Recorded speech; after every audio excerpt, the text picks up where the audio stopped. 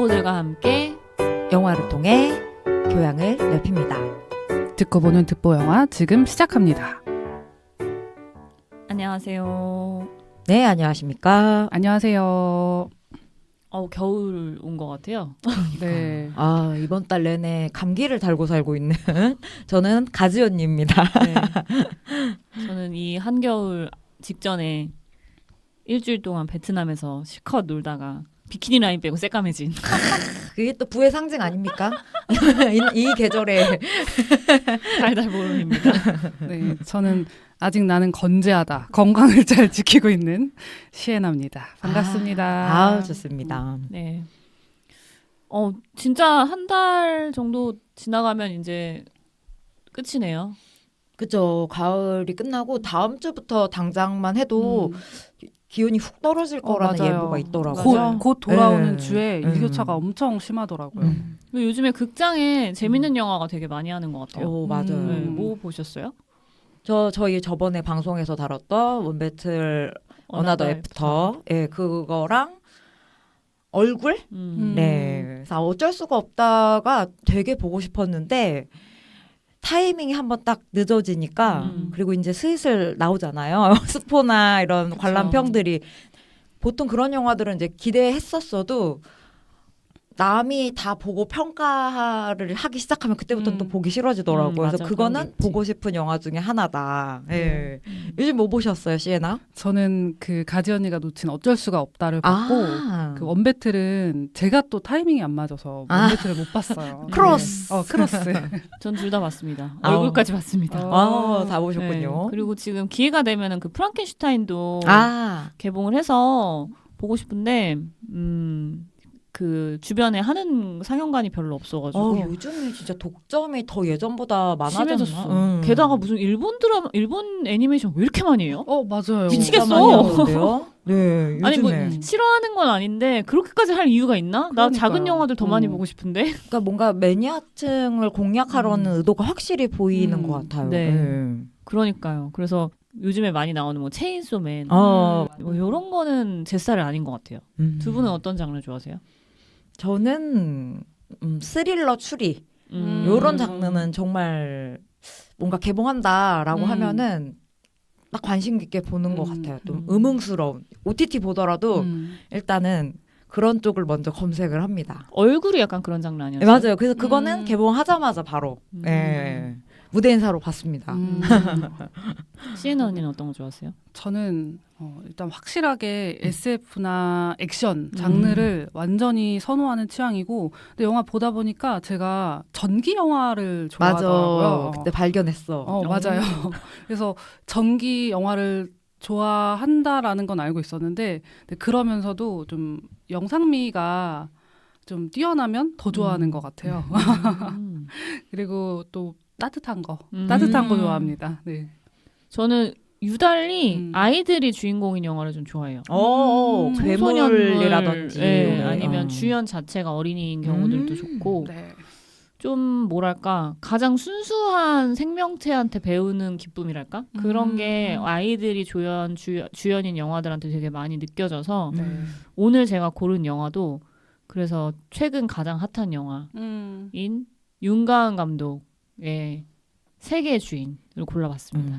저희 방송할 때쯤이면 진짜 더 상영관 늘어났으면 좋겠어요, 이 영화. 그러니까요. 그러니까 하루에 두 번밖에 안 해. 입소문 지금 계속 타고 있지만 진짜 좀 확보 좀 해줬으면 좋겠다. 아니, 시간이 너무 적어서 저 깜짝 놀랐어요. 그러니까요. 개봉 첫 주차에 제가 좀 이거 봐달라 하고 싶다라고 해서 첫 주차에 저희가 지금 녹음 중인데 보려고 해도 뭐 하루에 두 번밖에 안 하니까 시간을 빼서 봐야 돼서 저도 어제 겨우 봤어요. 그러니까요. 발제도 참 늦게 올렸죠. 그래서 피곤하다.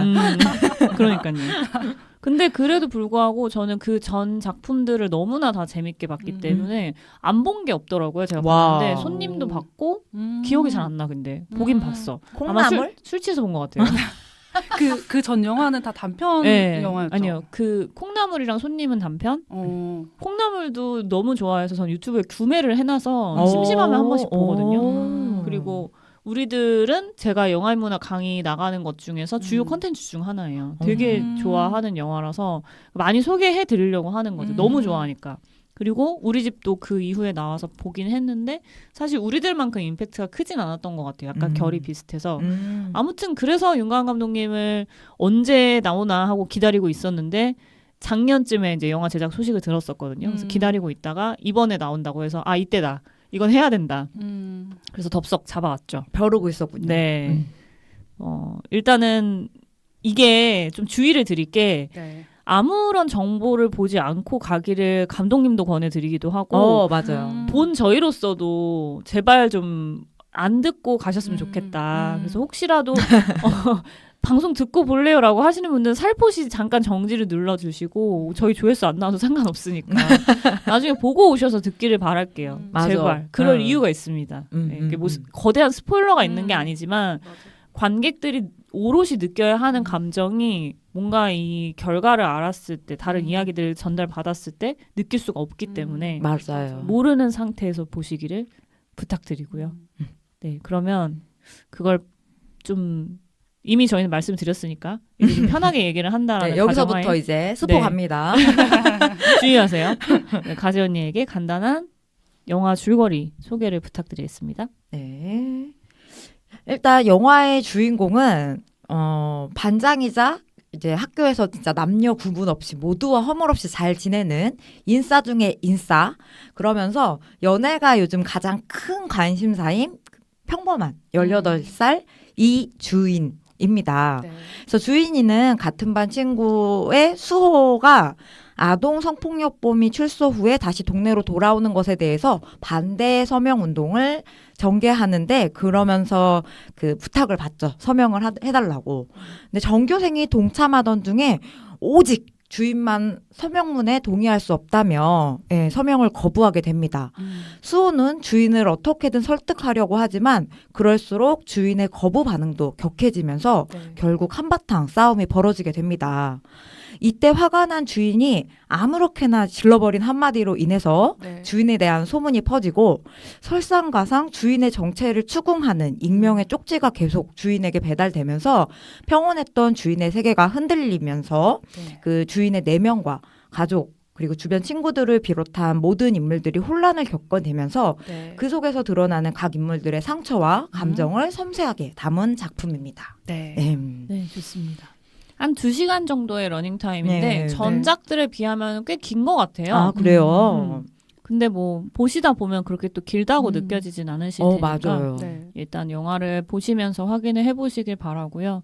윤가은 감독님에 대해서 간단하게 시에나 님께서 소개를 네. 좀 부탁드리고 제가 좀 좋아해서 혹시 부족한 게 있으면 네. 예, 덧붙여서 설명을 드려보도록 하겠습니다. 있습니다. 윤가은 감독님은 그 한국 독립 영화의 새로운 감수성을 열어보인 감독이라는 생각이 저는 개인적으로 들고요.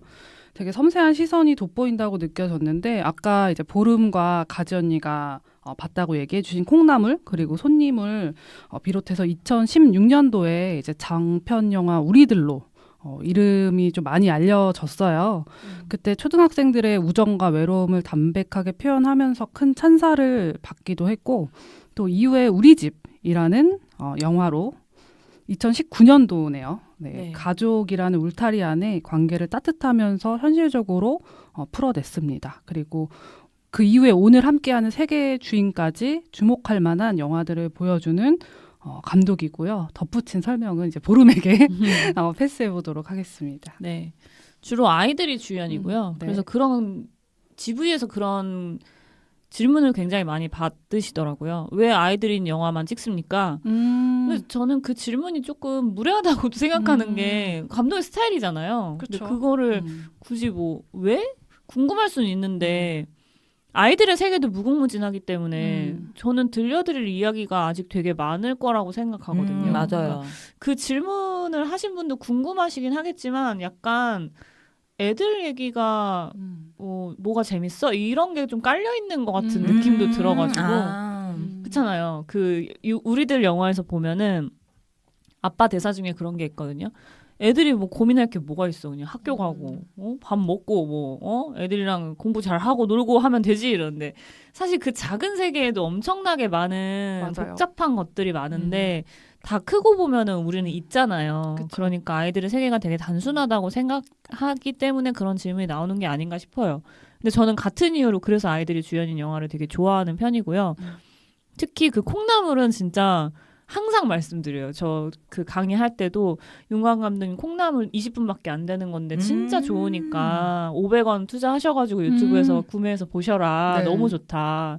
근데 거기에 나오는 그 아이가 김수환 배우라고 부산행의 주연이었던 네, 그 아이가 거기 나오는데 너무 귀여워요, 진짜. 너무 귀엽고 그 뭐랄까 콩나물을 사러 가는 아이의 여정. 로드무비예요. 너무 귀엽다. 그러게. 네, 7살짜리 아이의 여정인데 가면서 이제 그 아이의 세상에서 만날 수 있는 되게 험난한 장애물들이 있는 거예요. 그래서 마지막 장면도 너무 좀 인상적이어서 좋아하고 손님은 진짜 정말 기억이 안 나고요. 언제 봤었지? 술 먹고 와서. 그랬던 것 같아요. 왠지. 그리고 저는 참 감독님을 진짜 좋아하는 게 호호호라는 에세이가 있어요. 감독님이 직접 쓰신. 그것도 되게 재밌게 봤어요. 근데 이분이 좋은 이유를 생각해 봤더니 되게 천진난만해요. 그래서 아이들 얘기를 접하시는 거 만드시는 것 같기도 한데 그 호호호에 보면은 의외의 것들이 되게 좀 많이 나오거든요. 자기가 좋아하는 것들에 대해서 그냥 쓰신 건데 되게 가볍게 볼 수 있는 책이에요. 근데 거기에 뭐 자기는 에로부부 보는 것도 좋아한다. 뭐 도파민 많이 나오는 거 되게 좋아한다. 그리고 자기가 좋아하는 거를 당당하게 얘기하는 그 모습도 너무 순수해 보이고 좋더라고요. 네, 그래서 제가 참 좋아하는 분이고요. 저는 앞으로의 작품도 굉장히 기대가 되는 분이고, 6년 만에 신작이면 사실 그 텀이 꽤 길었잖아요. 그쵸. 그래서 자주 좀 찍어주셨으면 좋겠다라는 생각이 들었습니다. 그러면 제가 오는 길에 GV가 유튜브에 떠가지고 GV를 좀 봤어요. 근데 귀여운 얘기들이 많더라고요. 일단은 그 서수빈 배우가 이번 영화 첫 영화예요. 저도 안 그래도 저 배우 진짜 어디서 캐스팅한 거에서 필모를 봤더니 첫 주연이더라고요. 근데 윤광 감독님이 원래 스타일이 새로운 배우들을 찾는 거를 선호하는데 연기 경력이 없어도 전혀 상관이 없다고 하셔가지고 그 전에 우리들에서 했었던 그 배우도 연기를 처음 했던 아이들이었어요. 근데 그 배우가 나중에 커서 더글로리에서 그 송혜교가 비행기 태워서 보냈던 여메란 배우 딸 역할로 나왔었거든요. 그래서 이제 그 이후에도 작품을 계속 찍게끔 할 수 있는 그런 연기 경력을 좀 만들어 주셨던 것 같아요. 그리고 디렉팅을 하실 때 그때 우리들 할 때도 들었는데 최대한 많이 안 하신대요. 너희들의 언어대로 얘기해봐라고 해서 약간 대본도 수정도 좀 자유롭게 할 수 있게끔 하고 그 영화 보시면 아시겠지만 카메라를 줌으로 당겨가지고 찍은 느낌이 되게 많이 들거든요. 그러니까 이게 맞아요. 간섭을 많이 그쵸. 안 한 느낌이에요. 가까이서 안 찍고 일부러 밖에서 이 아이들이 진짜 자유롭게 놀 수 있게끔 표현을 좀 그렇게 하신 것 같고요. 그 주인이의 반에 있던 모든 아이들이 캐스팅 디렉터님이 한 번에 다 그 윤광 감독님의 입맛에 맞춰갖고 선별해서 캐스팅을 한 친구들이래요. 네, 그래서 되게 자연스러운 연기가 좀 가능했었다라는 얘기를 하고요. 그 서재 배우 같은 경우는 태권도 3단이래요. 그래서 잘하더라. 이제 태권도를 잘하죠. 네. 서수빈. 서수빈 배우는 태권도 3단이래요. 원래도. 네, 그래서 태권도 3단을 했는데 더 잘하고 싶어서 영화 찍으면서 한 1단을 더 따가지고 4단이 됐대요. 근데 그걸 아무도 안 물어봐서 조금 서운했다고. 귀엽다. 네, 그런 인터뷰를 좀 봤었고 장혜진 배우는 우리들에서 똑같이 엄마 역할을 했었거든요. 그래서 이제 그 윤광 감독님이 처음에 쓸 때부터 혜진 배우님 선배님한테 부탁을 해야겠다라고 해서 장문의 메일을 보내서 했다라는 얘기를 아까 들었습니다. 그리고 그 첫 테이크 들어갔던 씬이 절에서 내려오는 그 씬 있죠. 할머니랑 네, 그 씬이었대요. 근데 그거를 29번을 찍었대요. 그래서 그 옆에 변영주 감독님이 모더레이터였는데 감독이 이런 앉아서 찍는 테이크이 아니고 그 내려오는 씬을 29번을 찍었다는 거는 기강 잡으려고 한 거 아니냐.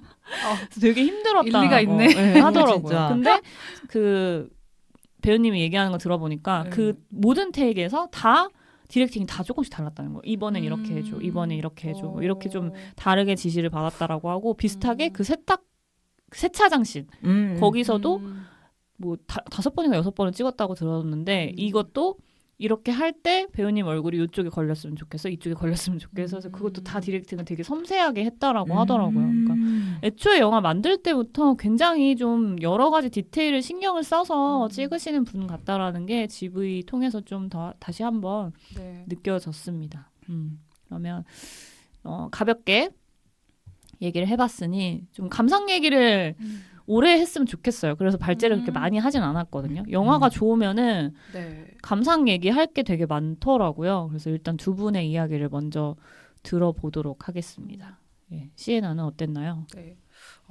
저는 먼저 그 영화 속 계절감이 좋다고 느꼈거든요. 그게 왜냐하면 지금 개봉 시기랑 영화 속 영화 속 계절이 좀 비슷하더라고요. 그래서 뭔가 지금 공기랑 그 영화 속 계절이 묘하게 겹치면서 그냥 마치 지금 현재 어딘가에서 저 일상이 존재하는 것처럼 그냥 그렇게 느낌이 좀 들어가지고 자연스럽게 그 세계 속으로 들어가게 됐던 그런 좀 감각이 있었고 그리고 인물들의 감정선이나 사건들이 초반에 이렇게 큰 기복 없이 그냥 일상처럼 많이 보여지는데 그게 이제 점점 영화가 진행될수록 막 미묘하게 맞물리면서 그 이야기를 끌고 가는 그렇게 전개되는 방식이 되게 좋았어요. 그거를 느끼지 못하게 영화에서 차근히 전개가 되는 굉장한 그런 어떠한 설계가 있었지 않았을까 싶기도 했고, 그러니까 저도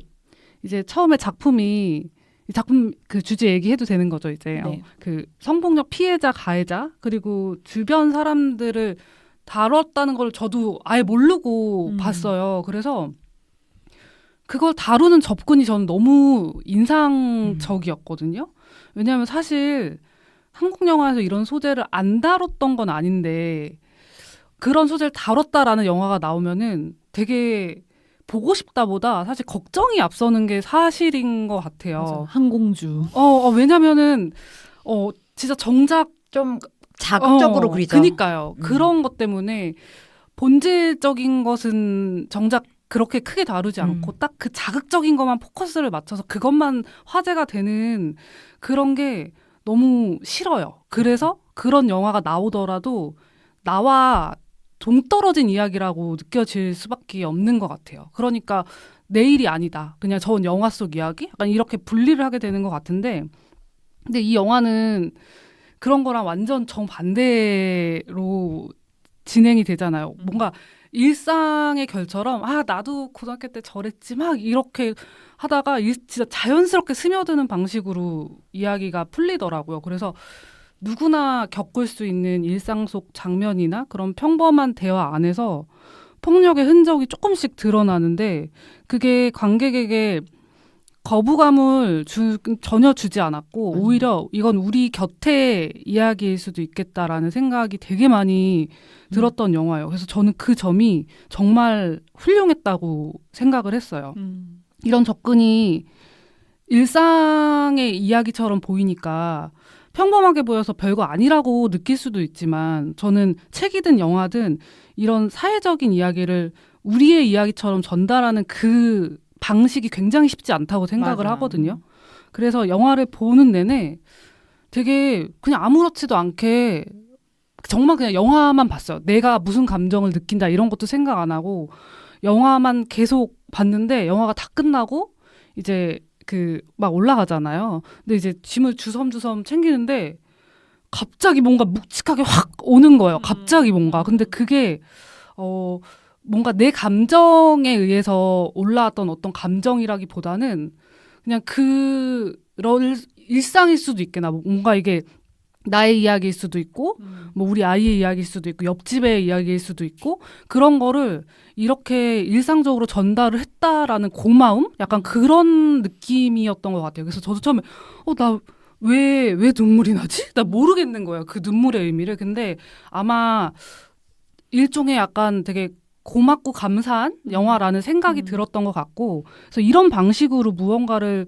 전달하는 감독은 저는 그동안은 본 적이 없는 것 같거든요. 그래서 되게 그런 점이 너무 좋았고 저는 좀 개인적으로 제가 묘했던 거는 그러니까 이주인이라는 그 주인공 캐릭터가 저는 싫더라고요. 그래서 그 성향이나 일단 태도가 저랑 안 맞는 스타일인데 근데 동시에 그 불편함 자체가 뭔가 영화가 말하려는 감정의 한 축이라는 생각도 들었어요. 그래서 제가 영화 보면서 그냥 내 감정을 하나 떠올렸던 건 나 왜 저 인물에게 이렇게 불편함을 느끼지? 라고 하면서 그냥 제 감정을 한번 들여다보게 되더라고요. 그래서 저는 영화가 그럼과 동시에 또 전반적으로 묘하고 낯설게도 느껴졌는데 왜 그럴까를 집에 와서 굉장히 곰곰이 생각을 해보니까 영화 소재가 일상이 될 수도 있겠다라는 생각 자체를 안 해봐서 그렇게 느낀 것 같더라고요. 그래서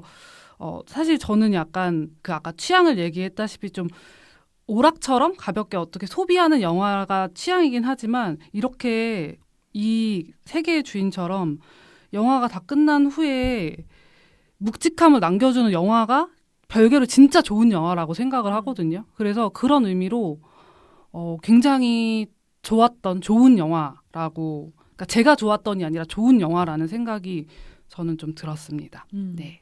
가지 언니는 어떠셨나요? 주인이가 액션이 오바스럽잖아요. 그쵸. 원래 성격이 좀 그런 것 같기도 하더라고요. GV 보니까 뭐 이렇게 하는 게 원래 행동이나 애티튜드가 조금 이렇게 좀 이렇게 그래서 날 것 캐스팅을 같고. 또 했을 수도 있겠네요. 네. 약간 그런 것 같더라고요. 말투도 좀 그렇고 감사합니다 막 이렇게 얘기하고 원래 좀 그렇더라고요. 연기가 비슷하고. 아니구나. 그래서 약간 그게 자연스러운 생활 연기처럼 느껴졌던 맞아요. 이유도 있었던 것 같고 또 고등학생이잖아요. 네. 맞아요. 근데 싫은 거를 싫다라는 얘기를 할 수 있는 인물이다 보니까 그게 조금 걸림으로 느껴졌을 수도 있을 것 같아요. 보통은 그런 경우에 그냥 좋은 게 좋은 거지. 그쵸. 좀 다수의 의견을 네. 많이 따르죠. 근데 어쨌든 주인이가 거기서 던진 그 파동으로 인해서 다른 사람들도 영향을 받잖아요. 그러니까 그거를 이야기하고 싶었던 것 같기도 해요. 가지언니 어땠나요? 저는 주인이의 입장이 되게 이해가 됐어요. 그러니까 지금 말 좀 잊자면 오버스럽고 하고 그런 행동이 네 명과 반대되는 대치되는 행동일 수도 있단 말이에요. 그 아이의 생각해보니까 가지언니랑 조금 비슷한 것 같아요. 살짝 결은 달라. 근데 아니 그런 행동들이 있잖아요. 리액션이나 이렇게 손을 쓰거나 막 이러는 게 약간 비슷한 것 같기도 해. 나는 그래서 그 아이의 마음이 이해가 되더라고. 전 가지 언니를 좋아합니다.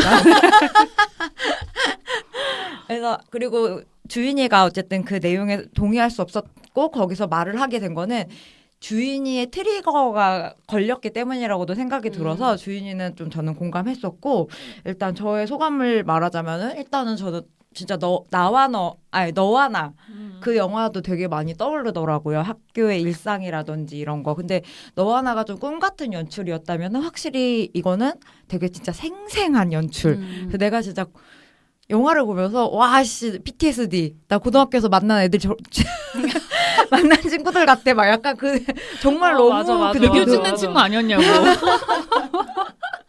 주인이 같은 애 아니었냐고 원래. 진짜 막 그런 느낌이 들어가지고 정말 영화를 생생하게 만들었다 이런 거 좀 생각이 들었고요. 아까 내용을 좀 정정하자면은 저는 콩나물을 알고 있지만 아직 보지는 못했어요. 그래서 이번이 이제 윤가은 감독의 첫 작품인데 그럼에도 감독님이 그 아까 소개에서도 말했던 것처럼 이 감독님은 정말 감수성이 풍부하구나. 그리고 뭔가 사랑을 좀 아는 사람이다. 이런 생각이 들었어요. 영화를 보고 나서의 느낌은.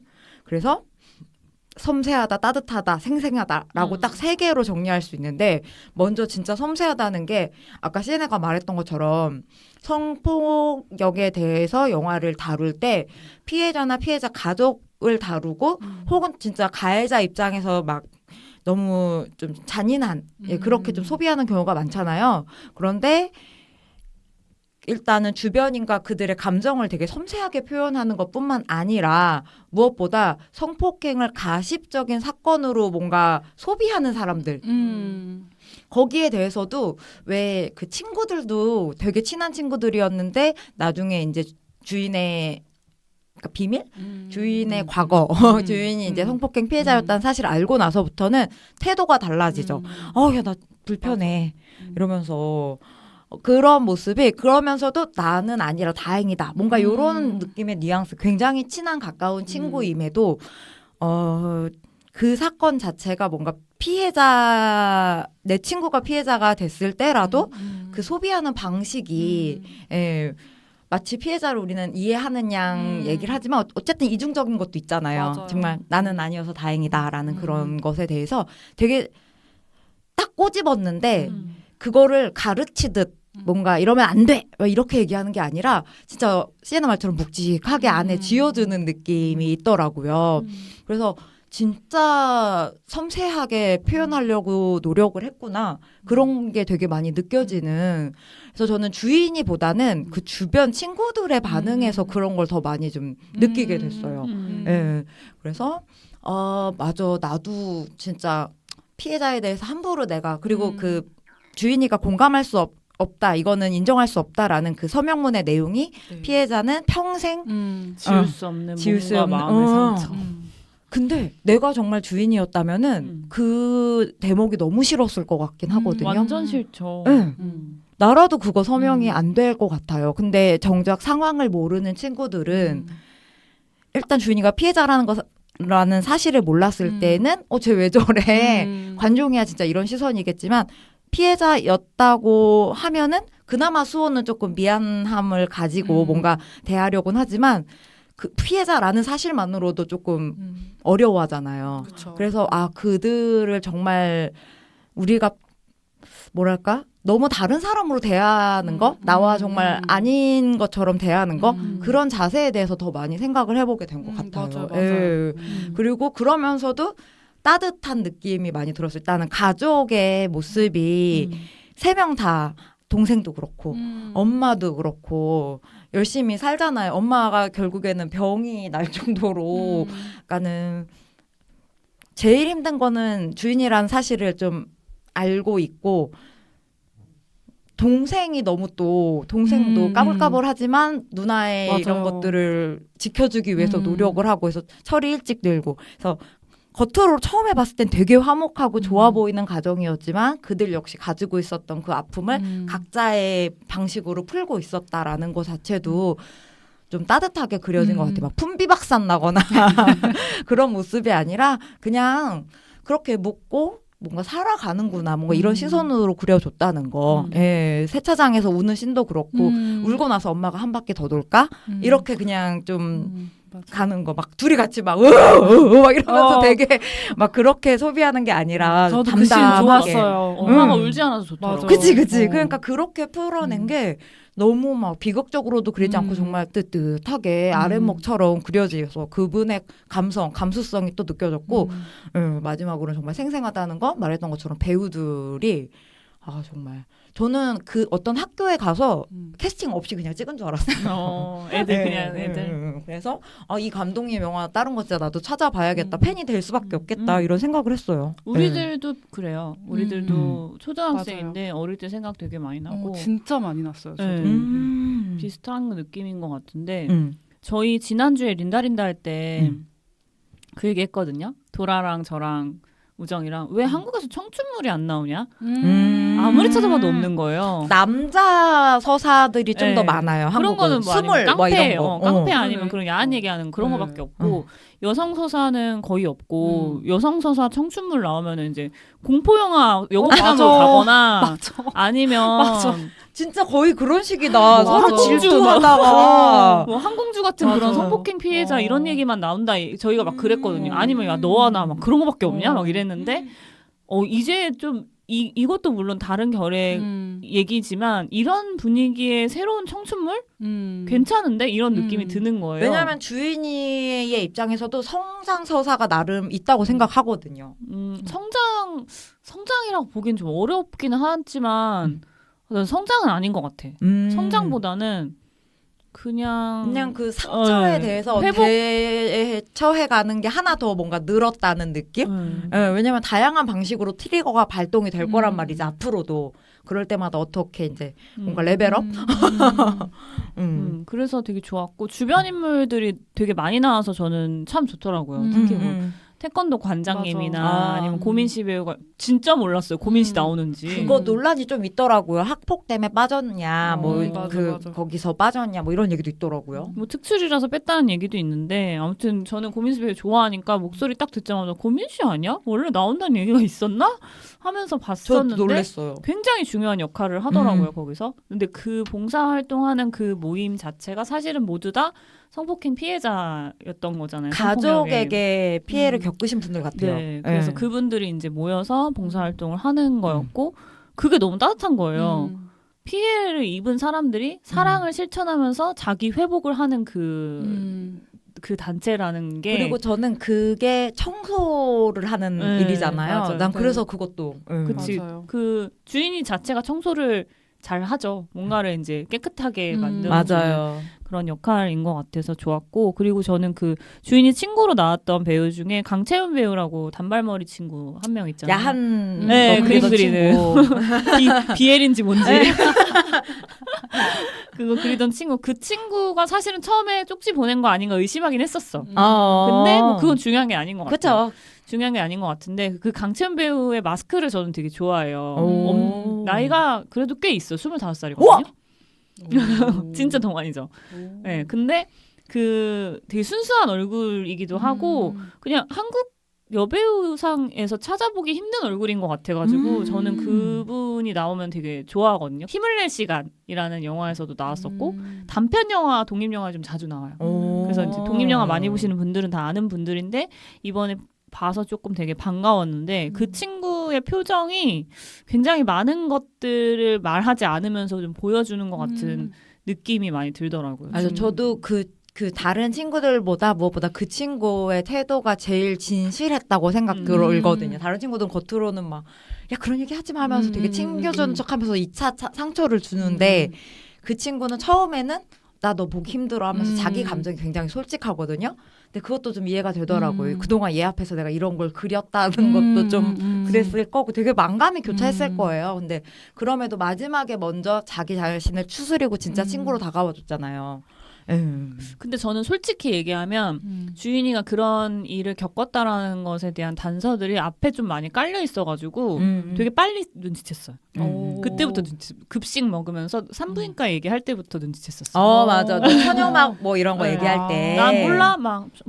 똑바로 했나? 기억 안 나는데? 막 이럴 때부터 대답을 회피해서. 뭔가 여기 깔려. 근데 제가 윤곽 감독 좋아해서 그런 걸 수도 있어요. 뭔가 여기 때부터 깔아두는 게 있을 거다라는 게 있어서 그리고 아빠랑 연락을 안 하는 것부터 해서 아빠랑 뭔가 그런 일이 있었나 보다라고 처음에는 아빠를 의심을 했는데 다행히 아빠는 아니었고 다행인지 불행인지 아빠는 모르겠지만 궁금한 얘기 Y를 하시기 때문에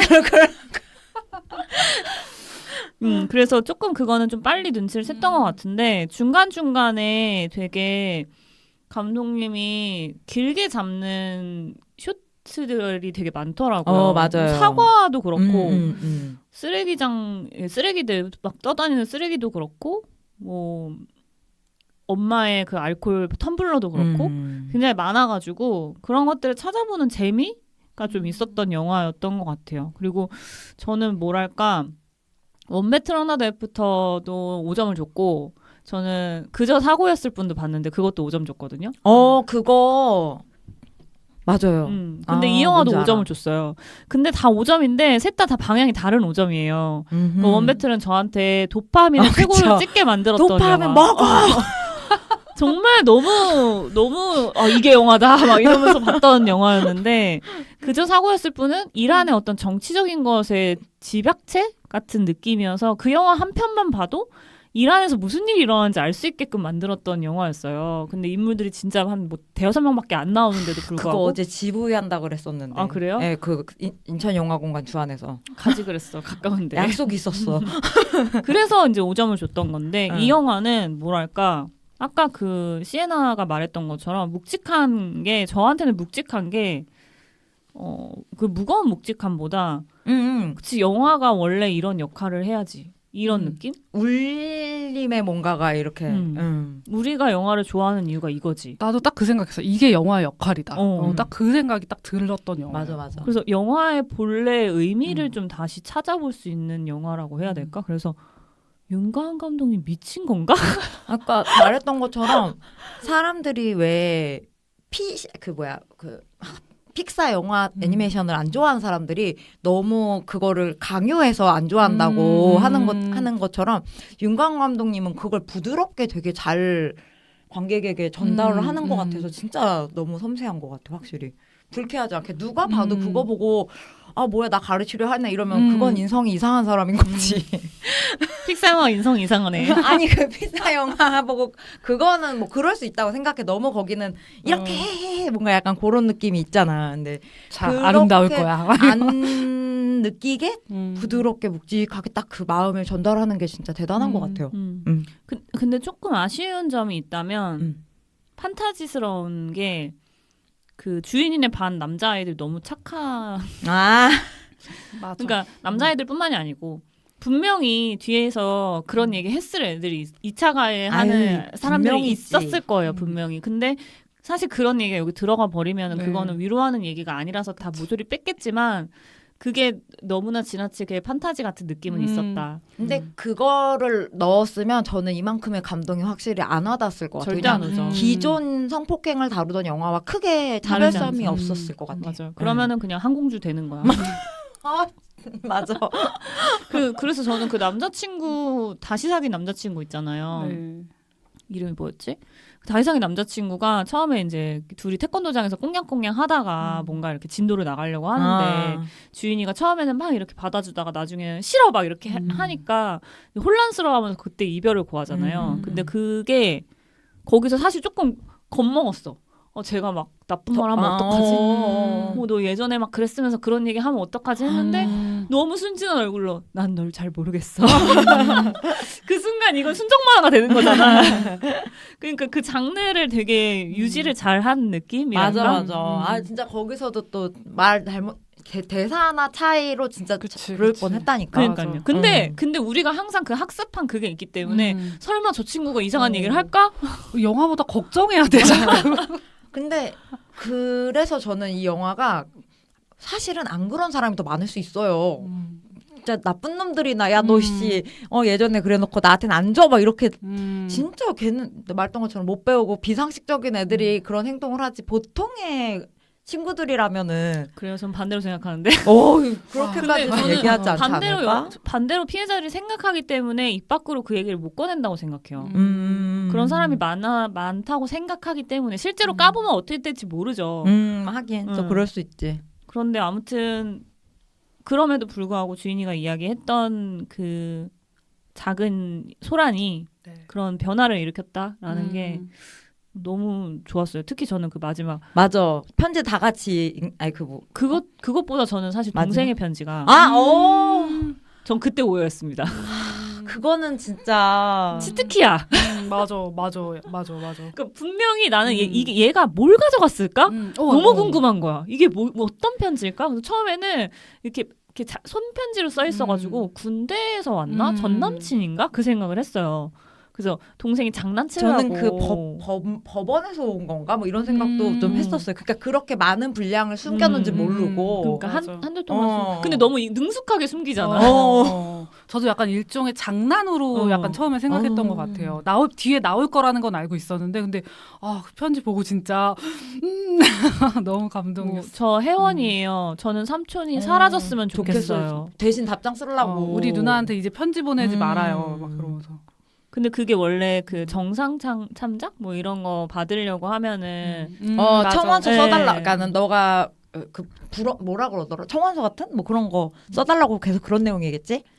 그렇겠죠. 그래서 선처를 그게 바란다며. 양이 많으면 많을수록 더 많이 삭감을 받을 수 있다면서요. 그래서 계속해서 보낼 수밖에 없다고 하더라고. 그러니까 그 동생도 참 나이가 어린데 철이 빨리 든 거죠. 철도 빨리 들기도 했는데 그 혼자 막 마술쇼 하는데 아무도 가족이 오지 않았을 때 막 그런 게 막 너무 막 난 엄마니까 마음이 아프더라고. 맞아. 그러니까 집안에서 어딘가 사건이 있거나 아픈 사람이 있거나 이러면은 그 다른 친구들이 빨리 어른이 된다 이게 맞아. 있잖아요. 근데 그 애가 되게 어리잖아요. 그래서 그런 게 좀 되게 좀 마음이 안 좋더라고요. 진짜 보면서. 맞아요. 그래서 그 친구가 마술쇼 할 때 걱정과 근심거리 제가 다 사라져 드리게 할게요 했는데 그게 결국에는 안 사라지고 옆에 남아 있었잖아요. 저게 뭐야 막 이러. 그러니까 그게 약간 그 아이의 어떤 속에 있는 결핍 같은 거? 그런 것처럼 보이더라고요. 그래서 거기 일부러 남겨놓은 거 아닌가 싶어가지고 참 여러모로 찾아보면 인물 하나하나가 다 좀 신선하기도 하고 맞아요. 사랑스럽기도 하고 또 짠하기도 한 그런 맞아요. 영화였던 것 같아요. 맞아요. 할머니도 참 특이하죠. 아 할머니 약간 유일한 빌런이 아니었나? 아니 자기 나름대로 열심히 하고 있어. 왜냐면은 자녀들을 위해서 맨날 그렇게 기도를 하는 아니 거잖아. 그러니까 말 한마디가 살짝 얄미운 말이 있어가지고 네가 그래서 약간 넌 기도를 열심히 해야 돼 약간 그거가. 자 그러면 여러 인물들이 나와서 저희가 지금 인물 얘기를 잠깐 언급을 해봤는데 각자 인물이 가진 상처가 무엇인지 우리가 본대로 한번 소개를 해보도록 하겠습니다. 네. 일단 주인이는 아까 저희가 설명했듯이 피해자 여성인데 나중에 레이어가 쌓이면서 단서들이 조금 나와요. 그래서 뒤로 갈수록 알 수가 있는데 큰아버지 아니면 작은아버지겠죠? 이제 삼촌이라고 하는 사람에게 작은 아버지였던 것 같아요. 어렸을 때부터 지속적으로 성폭행을 당했던 성폭력을 당했던 그런 피해자입니다. 근데 그럼에도 불구하고 굉장히 씩씩하고 또 밝게 살아가고 있는 인물인데요. 그렇기 때문에 너무 어렸을 때라서 잘 몰랐었을 수도 있을 것 같아요. 그게 얼마나 큰 상처인지. 맞아. 근데 그걸 크면서 조금씩 알게 되잖아요. 그래서 이제 그런 상처들을 안고 살아가는 인물이고요. 그리고 주인의 엄마와 동생 혜원이에 대해서도 소개해 주세요. 네, 주인의 엄마는 이제 어린이집을 운영하고 있는 원장님이에요. 그래서 혼자서 첫째 주인이와 둘째 혜인이를 키우고 있는 상태인데 남편이 없는 건 아닌데 그 사건이 아마 발단이었겠죠. 그래서 몇 년째 별거 중에 있습니다. 그래서 사실상 혼자서 두 아이를 돌보면서 버텨야 하는 상황인데요. 그 주인이가 성폭력에 노출되었을 때 아마 엄마는 그 어린이집 원장 자격을 따기 위해서 좀 바빴던 시기였던 것 같아요. 맞아. 석사를 해야지 된다고 들었어요.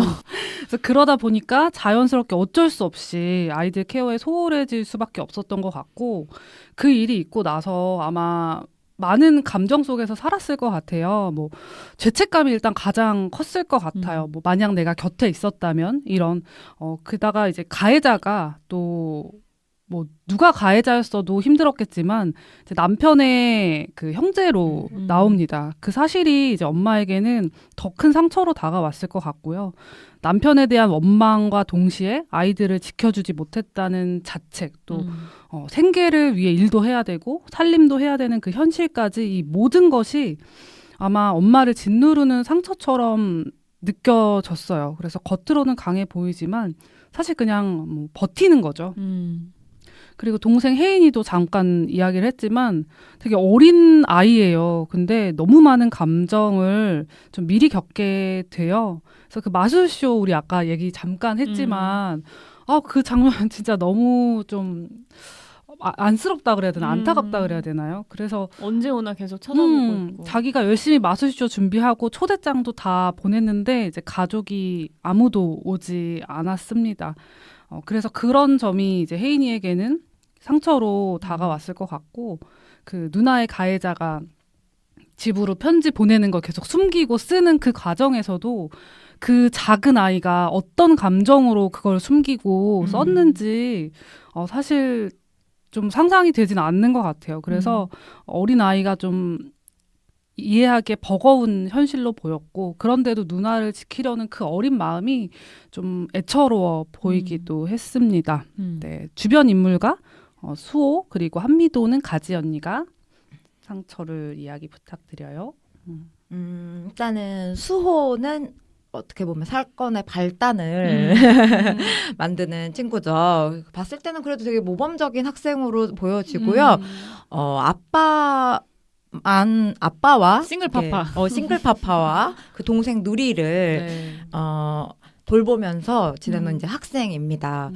아무래도 집에 이제 엄마가 뭐 돌아가신 건지 이혼을 하신 것인지에 대해서는 나오진 않았던 것 같은데 네. 어쨌든 엄마가 안 계시기 때문에 아빠는 또 항상 일 때문에 바빠서 엄마의 역할까지 하는 친구기 때문에 일단 수호 같은 경우에는 본인도 보호받아야 하는 나이의 학생임에도 동생을 돌봐야 한다는 어떻게 보면 책임감? 이런 걸 좀 가지고 있는 친구 같습니다. 그래서 상철하게 물론 엄마에 대해서 어떤 뭔가 뭐 부재 이런 네. 것에 대해서는 뭐 상처나 결핍이 있을 것 같아 보이지만 결핍이 더 클 것 같아요. 상처나 결핍이 이 친구는 상처보다는. 그런데 나중에 이제 그 주인이가 왜 자신의 그 서명 운동에 동참하지 않았는지를 알게 되면서 주인에게도 미안한 감정도 느끼고 그런 인물이고요.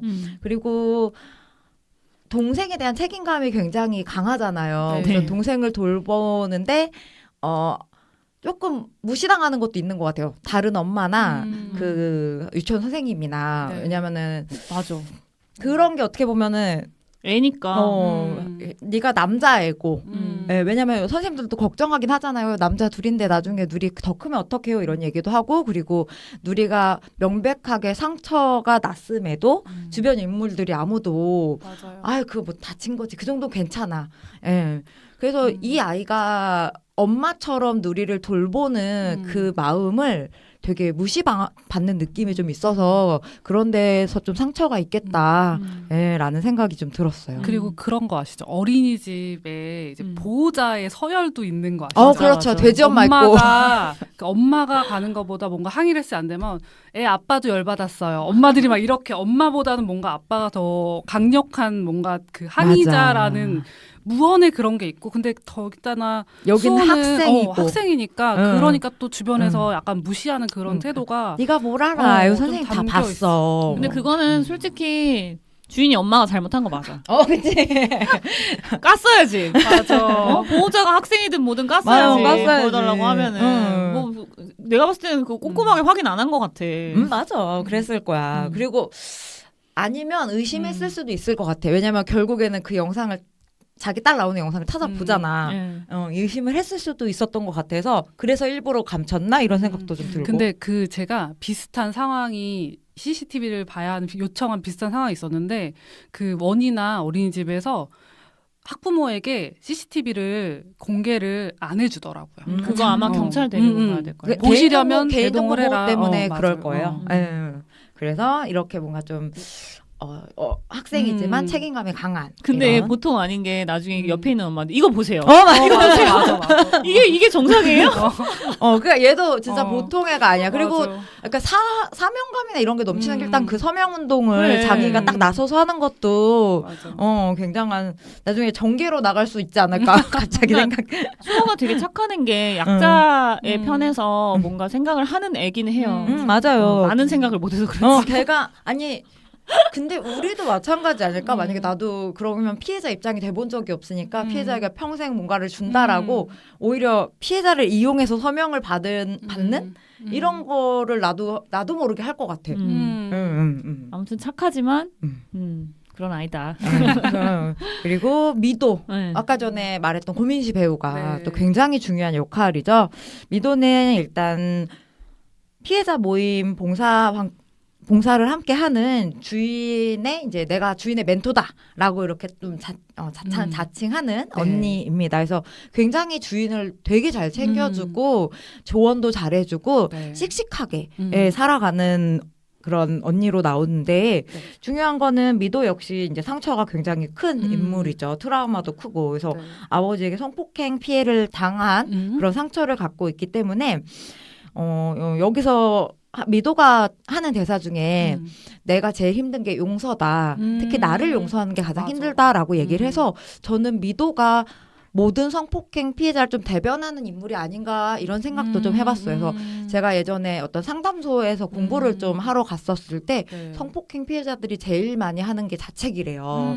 내가 그때 거기 가지 않았어라면 내가 그런 옷을 입지 않았으면 내가 그 남자를 만나지 않았더라면 이라는 그 화살이 다 자기를 향한다고 하더라고요. 그래서 그런 부분에서 미도라는 인물이 좀 전체적인 상처를 가지고 있는 좀 대변하는 인물이 아닌가 이런 좀 생각을 해봤습니다. 저는 네. 그 부분에서 제일 빡치는 게 그 재판 장면이었거든요. 재판 장면은 정말 재판 장면이 정말 모든 그 피해자들에게 향한 잣대가 다 들어가잖아요.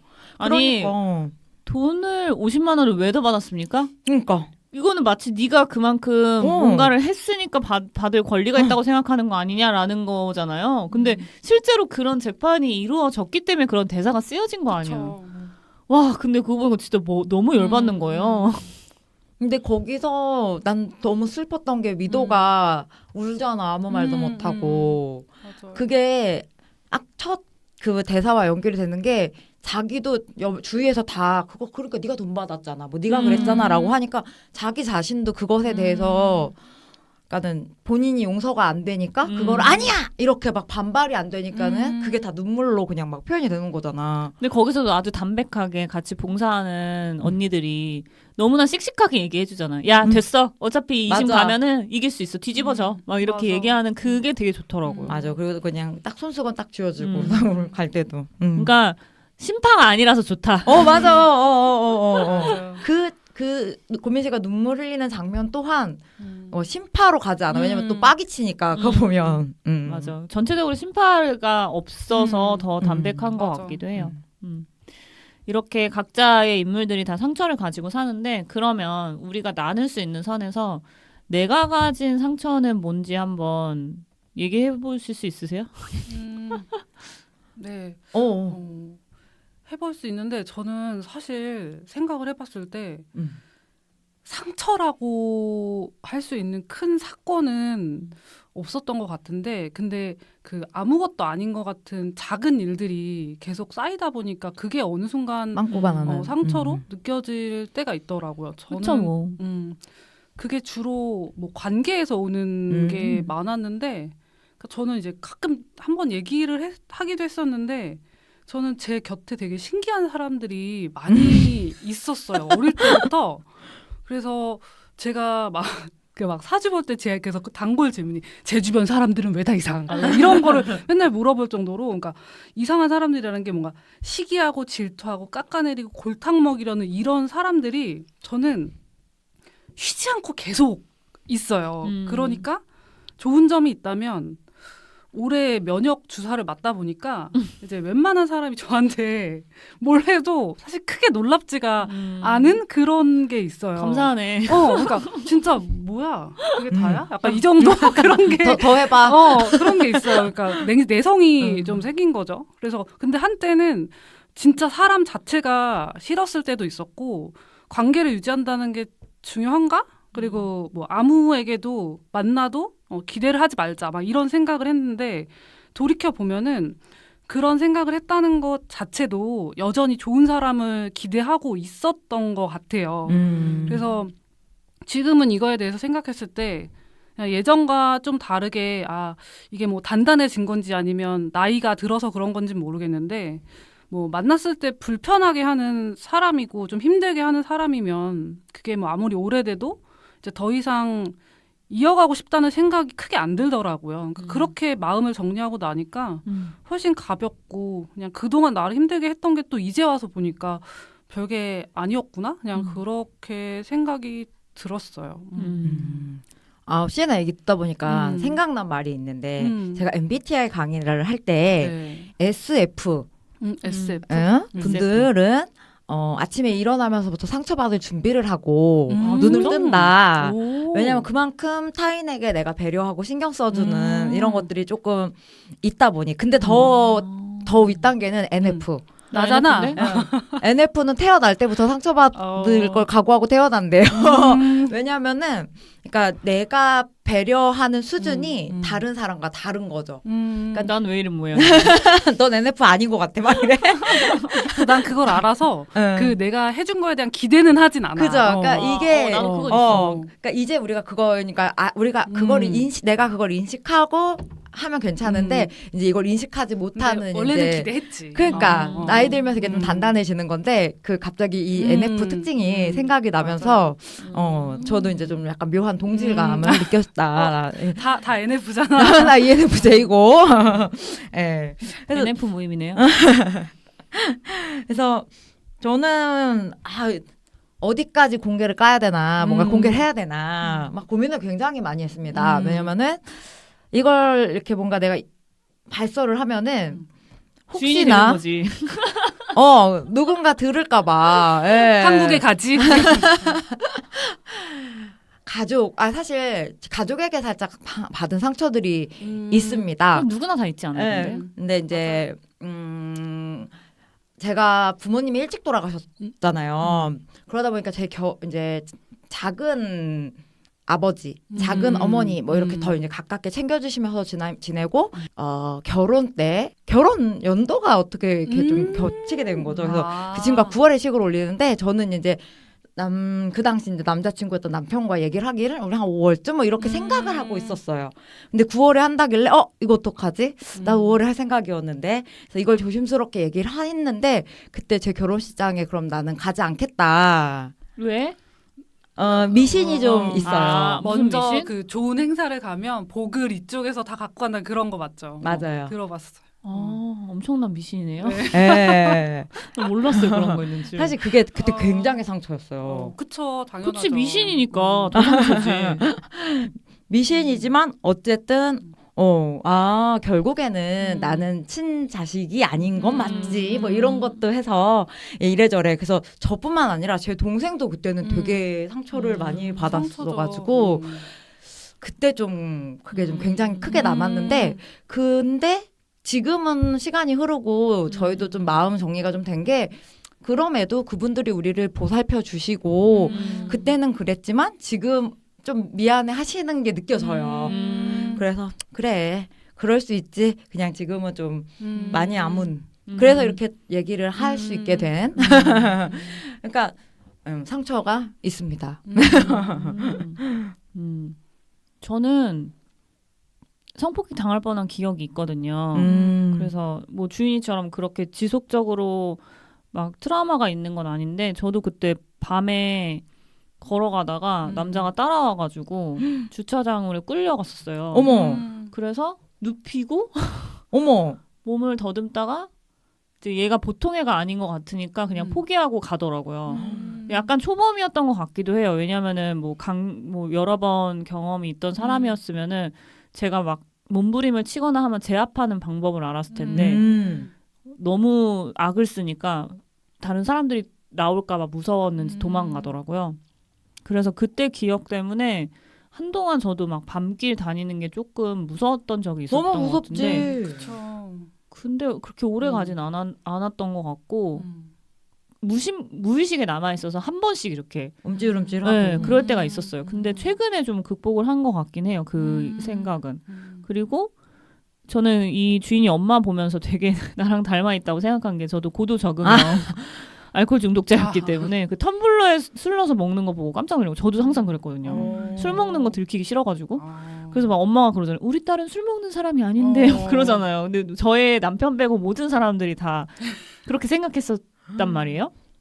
그래서 저도 아마 술을 조금 더 마셨으면은 뭐 알코올성 간경화 당연히 있었을 거고 그 위장병 당연히 있었을 건데 다행히 그 전에 이제 극복하고 넘어간 것 같아서 그게 지금은 상처가 아니지만 좀 여기 영화 보면서 그런 것들이 하나씩 다 내 모습처럼 이제 떠오르더라고요. 그리고 혜인이도 마찬가지로 어렸을 때 삼남매로 태어나다 보니까 게다가 둘째 딸이고 밑에 남동생이 있고 그러니까 받아야 할 충분한 사랑을 못 받았다고 스스로 생각했던 것 같아요. 사실 근데 지금 생각하면 너무 어리석은 생각인 게 그냥 나는 자라나는 거고 사랑을 꼭 받아야 되나라고 생각할 텐데 그때는 어렸으니까 그게 되게 중요했던 거죠. 사랑을 그쵸. 받아야 한다는 그 감각이. 그래서 공부도 일부러 더 열심히 했던 게 칭찬받고 싶어서 그랬던 것 같은 생각이 들어요. 내가 하고 싶어서 했던 게 아니고 그런 상처들이 좀 있죠.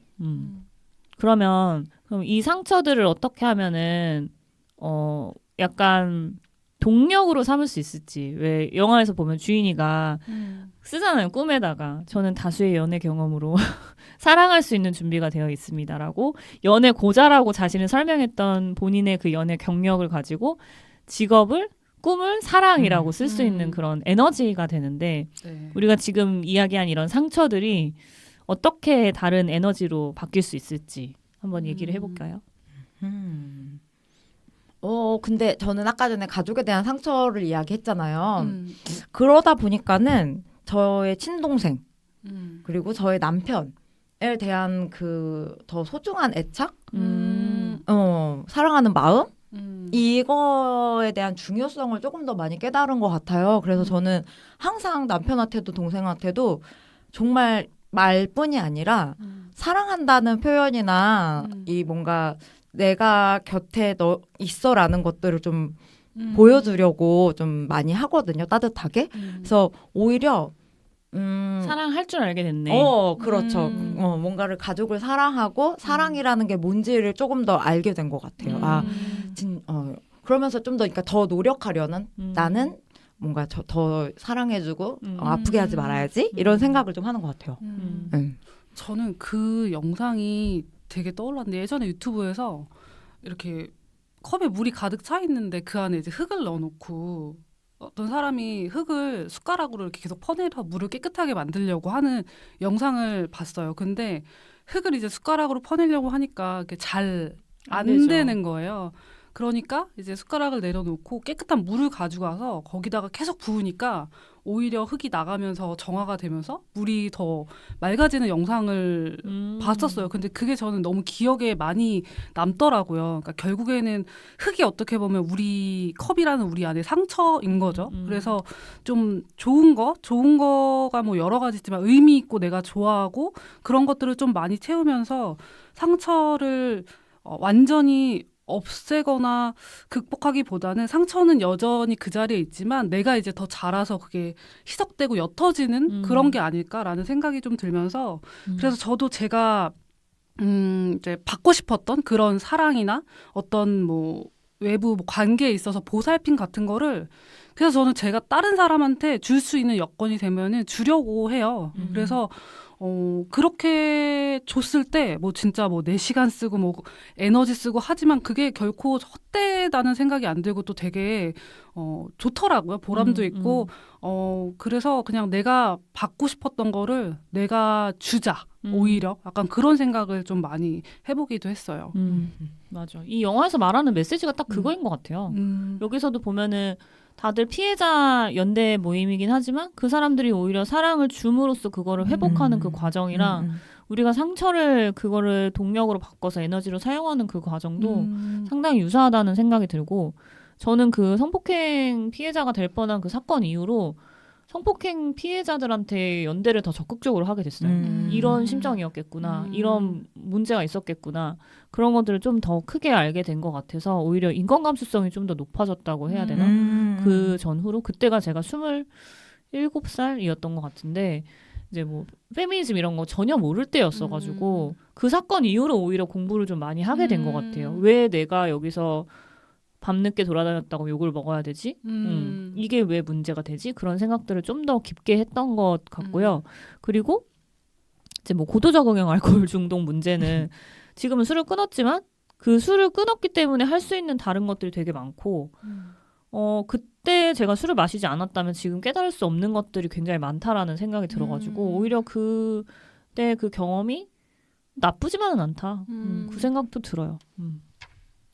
근데 이 영화에서 보면은 그만큼 그런 상처를 은유하는 그런 장면들이 되게 많은 것 같아요. 뭐 발견하신 거 있으세요?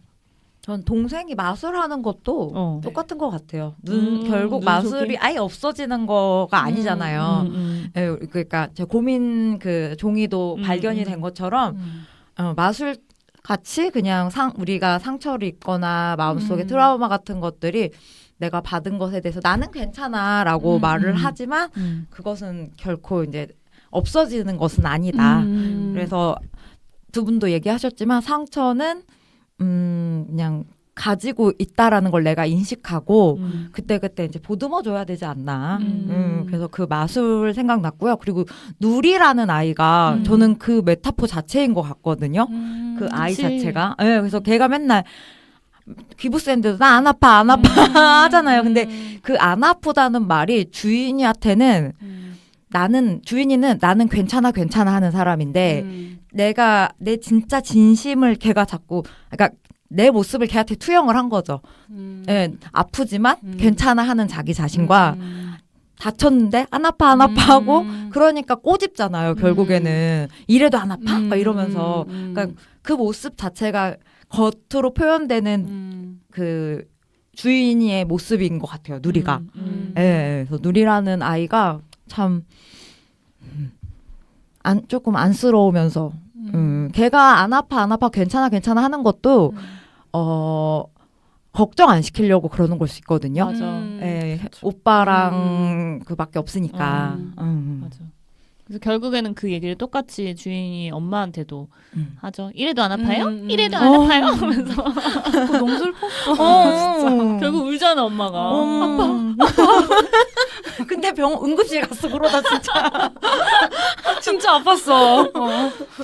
저는 사과가 너무 자꾸 나와서 보통은 선악과로 표현이 되잖아요. 사과라고 하는 거는. 근데 여기서는 종교적인 의미가 전혀 없어 보여가지고. 저는 그냥 그 자체로 그냥 사과 자체로 봤어요. 사과 미안해 사과. 네. 그럴 수도 있어. 왜냐면은 수호가 사과할 때 사과 음료수 주더라고. 그리고 선생님이 어쨌든 사과를 친구들한테 나눠주잖아. 그래서 어른들이 미안해 뭐 이런 의미도 좀 내포되지 않았나. 그것도 있을 수 있고 빨간 사과가 사랑의 상징이라고 하더라고요. 그러니까 주인이가 사랑을 잘 못하는 아이로 표현이 되다 보니까 본인의 어떤 욕망 같은 게 거기 있고 그럼 먹지 못하잖아요. 그러니까 잘 하고 싶은데 먹지 못하고 너무 흔한데 왜 못 먹? 이거 얼라지면 너무 이상하지 않아? 친구들이 막 그렇게 얘기하는데 주인은 그 흔한 걸 별로 좋아하지 않고. 그리고 그 남자친구는 탕후루 진짜 빨간 탕후루 사과를 줬어요. 근데 너니까 먹는다 이러네.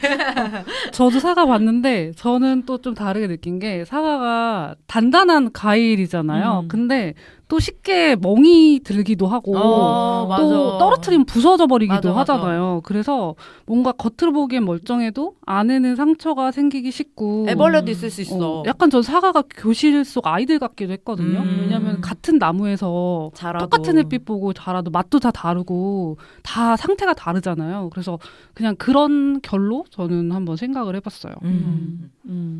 그리고 그 둥둥 떠 있는 쓰레기를 보면서 그걸 한참을 쳐다봐요 주인이가. 거기 그 탄천 같은 데 위에 올라가가지고 자기 마음에 떠 있는 그런 것들을 보는 것 같은 느낌이 들더라고요. 근데 저는 지금 수행한 지 거의 행자로 산지 행자로 산지 1년이 넘었는데 지금도 문득 확 올 때가 있어요. 이게 이제 아까 얘기한 그 흙이 남아있는 흙 건덕지들이 아직도 있다 보니까 진짜 쓰레기처럼 튀어나온다 그 표현이 맞아. 왜냐면 갑자기 욱할 때가 있거든요. 오늘은 왜 이렇게 기분이 안 좋지? 막 이렇게. 그게 이제 정화를 하는 과정에서 나오는 거더라고요. 그래서 그 시퀀스를 보면서 감독님이 뭔가를 해보셨나 했는데 아니나 다를까 명상을 하신다 하더라고요. 그러니까 그런 무의식에서 올라오는 것들을 되게 시각적으로 잘 표현을 많이 하신 것 같아요. 그리고 그 타버린 벽에 있는 상흔들 그것도 관장님이 전 너무 좋았던 게 그거를 안 지워. 지우도록 기다려주잖아요. 그러니까 네가 해줄 거잖아. 근데 그게 사실 자기의 상처는 누가 치유해 줄 수 있는 게 아니잖아요. 자기가 스스로 치유해야 되는 거니까 그 미도 맞나? 맞아요. 미도라는 친구가 스스로 자기의 상처를 치유할 수 있을 때까지 기다려주는 역할 그게 어른의 진짜 의미가 아닐까 그런 생각도 좀 해봤어요. 그래서 베네시오 델토 시부랑 그러니까 어쩜 이렇게 둘이 같이 나오냐고. 사부도 있고 여기는 관장님도 있고 안정형 운동인들 아주 곳곳에 등장을 합니다. 아무튼 태권도도 아주 잘해요. 우리 주인이는 진짜 멋있어. 남자친구보다 더 세게 치더라고요. 맞아. 펀치도. 멋있었어. 그렇습니다. 그래서 오늘 이렇게 성폭력 피해자를 다룬 세계의 주인이라는 아주 신선한 영화를 다뤄봤는데 이 성폭력 피해자에 대해서 다루는 많은 영화들이 있어요.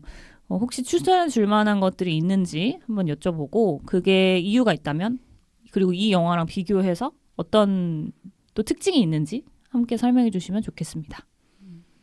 저는 프로미싱 영 우먼이라는 영화를 추천해 보고 싶습니다. 그래서 이 영화는 조금 자극적이긴 합니다.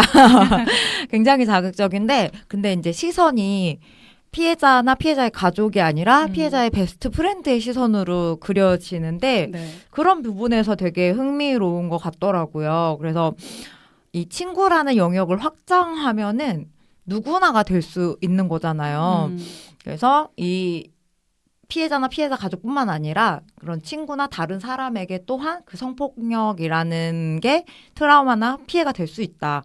예, 그냥 그 직접적으로 당하는 게 아니라 네. 예, 우리가 뉴스 기사를 접하거나 뭔가 이렇게 간접적으로도 피해가 될 수 있는 부분이 있기 때문에 네. 왜 여자들한테나 뭐 이렇게 잠정적으로 뭐 성폭력 한번 만들지 말라 뭐 이런 얘기도 많이 좀 공격도 하고 많이 얘기하잖아요. 근데 그걸 조금 더 넓은 시선으로 좀 보게 해주는 그럴 수 있겠다라는 생각이 좀 들어서 이 영화 추천해 드립니다. 네. 네. 시에는요? 저는 한국 영화 몇 편이 떠올랐는데 사실 제가 본 영화가 아니고 약간 자극적인 영화들이어서 추천은 못할 것 같고 사실 저도 가지 언니랑 같은 영화를 떠올렸어요. 우리 예전에 같이 봤거든요. 아마도. 네. 모임에서 같이 봤어요. 네, 맞아. 맞아요. 그래서 제가 이 영화를 추천한 이유는 가지 언니랑 이제 비슷한 이제 느낌이었고 그리고 세계의 주인과 좀 다른 면을 보면 이제 장르가 달라요.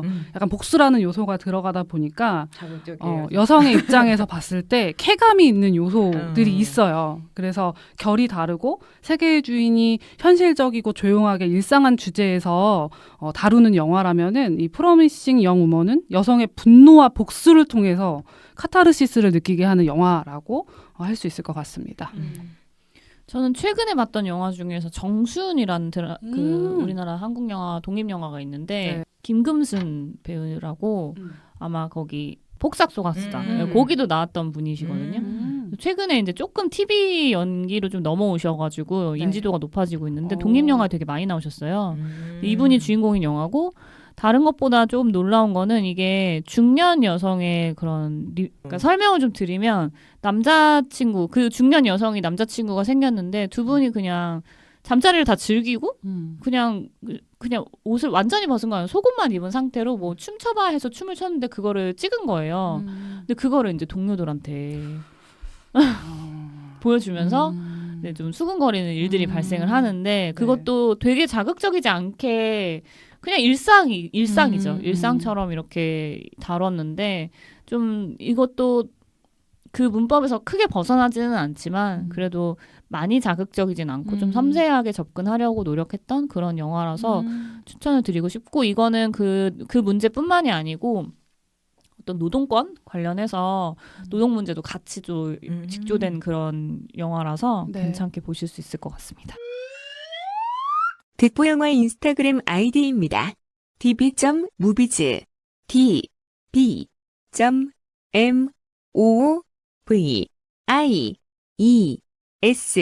많은 관심 부탁드립니다.